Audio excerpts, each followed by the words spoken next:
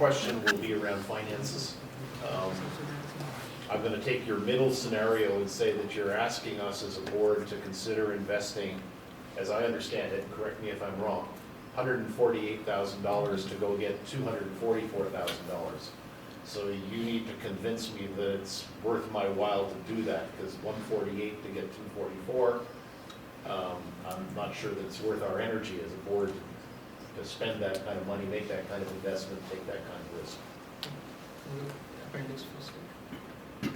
Yeah, so we have done all the calculation for the investment that company is going to incur for this plan.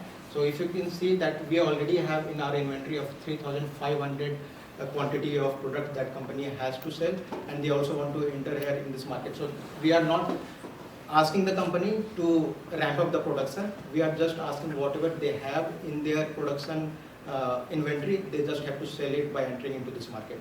So that there will be the additional cost only to spread the message of the program that is having on the women empowering women. So this is all that you are going to get, the net present value of 312K for the next 5 years, and this is definitely going to give you a better opportunity to serve women. That's why we recommend that you should be taking this opportunity and utilizing your money to serve more women and to empower more women. So my question is still like, this is to enter a new market. Like, how do you introduce this, like those products to new consumers in Canada? Like, why should I buy this product? Like, why should I go to your website to check those products? So I still want to hear more about your product position. So what we are saying is there is already a demand for it in the market. If you see, Novika is a website that actually promotes local artisans, and there's actually like more than 100,000 visitors in a month. So that's actually a lot of traffic. There's a lot of demand for these kind of products. So we're just saying that utilize that opportunity, and that would kind of help you boost your cause as well.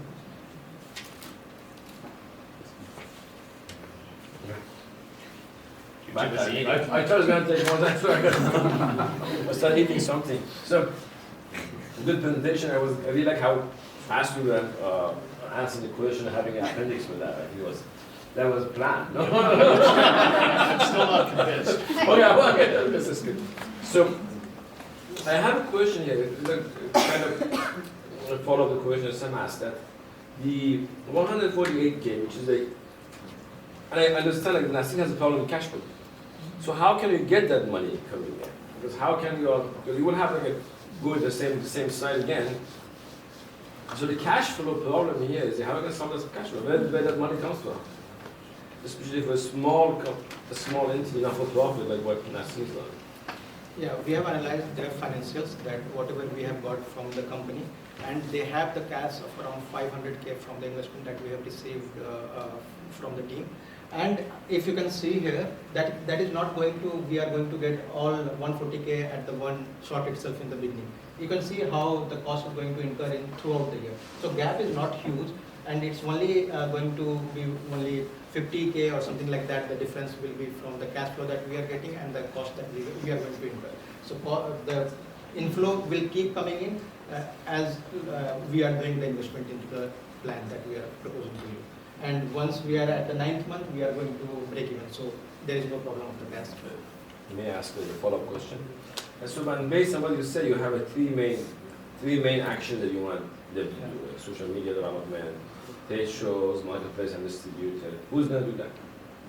Yeah, on the resource side. For the first, social media and the business developer, these are the person that we are going to hire. So social media manager is going to be hired in Nepal or India, and that's what that person will cost us around 15K. And for the business developer, that will be a contractual person in Canada because they know the market better. So that person will cost us around 30K. So these two persons will be responsible for spreading the message, social media manager, and for the market entry here and getting the insights from Canada, the business developer will get us that insight. Can I ask something? I'm going that way. And I'm just going to ask you this because you guys, in my opinion, have the best numbers. So you get the question: are they, or is the cost per item going to change too much with the ramp up in production? I'm asking because I see in the photos at least that they operate in a small room, right? I don't know, maybe they're not being charged for that. Maybe somebody's giving them the space. But if they want to ramp up, then they have to go somewhere else, and then they're gonna have to pay for the space. Or maybe now they have suppliers and they are getting a great deal, but they need more supplies, more raw materials. Maybe they need to go somewhere else that is more expensive. So have you accounted for that change? Yeah, initially, we are assuming that whatever they have in their inventory, they sell that. That's why we are taking number in the first year, 3,500, that is there in their inventory. If suppose demand comes more, we have to ramp up. Then in that case, if it's more than 7%, then we have to look some other scenarios where we can outsource the production or where we can associate with other NGO with the similar cause. We can help us produce more and send it to Canada. So we always have the opportunity to have a partnership with the similar vision NGOs back in India or in Nepal. So that will help us if in case requirement is more than 7%. We have already considered here 7% ramp up, and it's feasible because already you have inventory of around 3,500 products, and going 200 more products in the next year will not be a big deal for the company. So that's why we are taking very conservative approach in ramp up production for this company. Yeah, I think a couple of little red flags that we had discussed before. One of them is operations, and when I hear the word bulk with this size of a business, it gives me a little bit of a concern because of the fact that they won't be able to produce so-called bulk.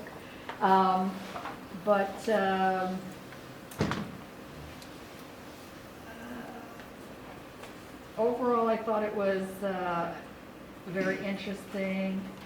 I wanted to know if this came up also, the cost, the salaries for example, business developer, 30,000, and it stays the same for 5 years. Is that too low? Is that? There are two factors here. Yeah. First, after, as we have already explained, that after 3 years we are going to have less dependency on the contractual business developer because the company will be having more contacts through the trade shows, so they can come directly sell the products to the small retailers. And second thing, all this is getting calculated here in the net present value where we have already taken 10% discount rate. So that gives takes into the account about how this inflation is going and how the cost will be going to increase for the company.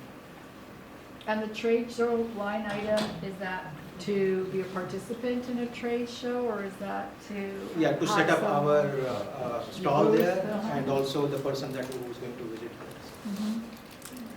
Thank you for the clarification. Who's buying Yeah, customers. So the customers that we are targeting are the bulk buyers essentially. So even though we have determined the type of end consumer that should be interested in the product, our focus is on corporations and retailers who will actually be buying the product for either their end consumer or from the corporate gift perspective, it's companies who are interested in giving swag to their employees that are more CSR focused. So those would be the buyers. So they just get an info from you and then they distribute it to. Correct, exactly. And for the corporate profile, the suggestion was to use corporate gift e-commerce, which is very popular among the biggest companies, especially ones who have CSR focus because they're CSR specific e-commerce. So instead of needing to figure out, where am I going to get this bag printed, where am I going to get this, they can go through the marketplace and then figure out, we're looking for something that empowers women, we're looking for something that's sustainably made, and search for that, and it'll come up in the results. So I guess I'll follow up with that. So if your corporate gift, let's say TELUS orders at the beginning of your plan, early stage, 5,000 products for the 10-year anniversary coming up. It's not 10 year, I know. But so what is the plan in place to mitigate the negative effects on the women who are producing those items? So ultimately, the way that there's kind of a closed system with the Empowerment Collective, so there shouldn't be any negative effect on the women producing the items because they're actually in an empowerment center where they're trained and are producing the items in a very safe environment. So that would be like the answer for the long term. And on the short term, they already have quite a large stock of items that are ready to be sold. So in terms of ramping up the production, wouldn't need to happen at all during the first 3 years. I took a very quick look at your finances and your variable costs with reference to the revenues. There's a variability of up to 7%. How do you plan on controlling that? Yeah, these variable cost, because as I explained earlier, that we are going to have less dependency on the commissions, because less dependency on the distributors. That's why it's going to decrease. But along with it, it's going to increase because we are selling more products each year. That's why it's increasing. So it's only going to help the company in saving more money because we are having less dependency on the distributors. That's why it's varying after 3 years. If you say in the first 2 years, it's not varying too much, but it starts decreasing and again increasing because of the commission that we are not depending on the distributors. Thank you. That happens, believe me, like, so like, very good financial analysis, like, big numbers. So people, We have more net on finances. you know, sometimes you need to just show the last line. I was like, this is it. No, we wanted to do a good job for the companies. Okay. Any more questions for this team? How much time do we have? We have 3.5 minutes. Oh, plenty of time. So, I noticed Rajshri didn't ask a question. No, I'm actually, I'm happy to see that the presentation changed a little bit and there was some attention to the feedback that you got, so. No, the only thing I want to comment is maybe hear the questions in the big picture view when you answer. You're really focused on your numbers right now. But your questions are not only number questions, they're also big picture questions.